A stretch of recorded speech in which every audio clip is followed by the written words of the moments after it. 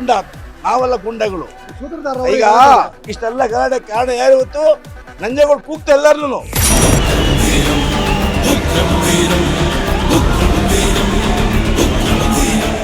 ದೌರ್ಜನ್ಯ ನೋಡಿದೆ, ಇಷ್ಟು ಮೆಜಾರಿಟಿ ಇದ್ರು ಕೂಡ ಅಧಿಕಾರಿ MDನ ಹೋಗಿ ಒಬ್ಬ ಶಾಸಕ ಹೊಡಿತು.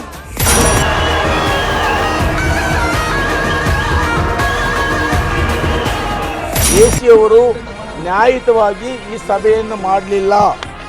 AC ಅವರು ಯಾರಿಗೂ ಮಾತಾಡೋ ಅವಕಾಶ ಕೊಡಲಿಲ್ಲ.